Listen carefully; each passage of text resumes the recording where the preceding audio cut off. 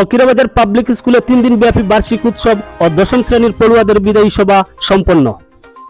জাঁকজমকপূর্ণ অনুষ্ঠানের মাধ্যমে 3 দিবসীয় বার্ষিক ক্রীড়া ও সাংস্কৃতিক উৎসব সম্পন্ন হয় উত্তর করিমগঞ্জের ফকিরাবাজার পাবলিক স্কুলে। রবিবার ফকিরাবাজার অঞ্চলের প্রবীণ শিক্ষাবিদ সৈদুর রহমান চৌধুরীর পৌরোহিত্যে সমাপনী অনুষ্ঠানে বিদ্যালয়ের ছাত্রছাত্রীদের সাংস্কৃতিক অনুষ্ঠান ও পুরস্কার বিতরণী সভা সম্পন্ন হয়। এদিনের অনুষ্ঠানে প্রথমেই আমন্ত্রিত অতিথিদের বরণ শেষে স্বাগত বক্তব্য রাখেন শিক্ষক হিফজুর রহমান চৌধুরী। অনুষ্ঠানের শুরুতেই উদ্বোধনী সঙ্গীত পরিবেশন করেন বিদ্যালয়ের ছাত্রীরা। 2 পর্বের সমাপনী অনুষ্ঠানে প্রথম পর্বে ছিল বিদ্যালয়ের ছাত্রীদের ধামাইল নৃত্য, একক নৃত্য এবং সমবেত নৃত্য ও গান পরিবেশন।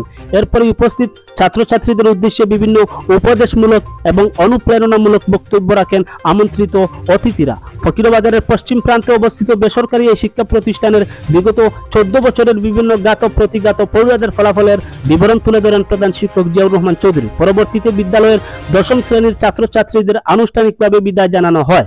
এ উপলক্ষে দশম শ্রেণীর পড়ুয়ারা বিদায়ী সঙ্গীত বক্তব্য উপস্থাপন করেন।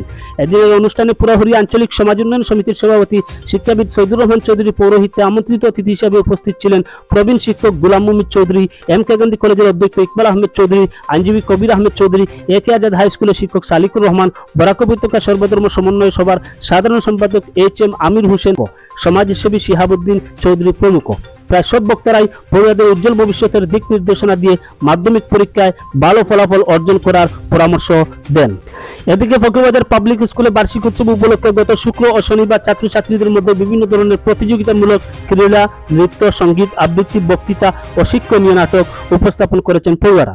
রবিবারের সমাপনী অনুষ্ঠানে তাদেরকে আমন্ত্রিত অতিথিদের হাত দিয়ে পুরস্কৃত করা হয়েছে। পুরো অনুষ্ঠানের সঞ্চালনায় ছিলেন বিদ্যালয়ের প্রধান শিক্ষক Ziaur Rahman Chowdhury. Bureau report, Barak TV Bangla. পড়াশোনা করে এটা হবো।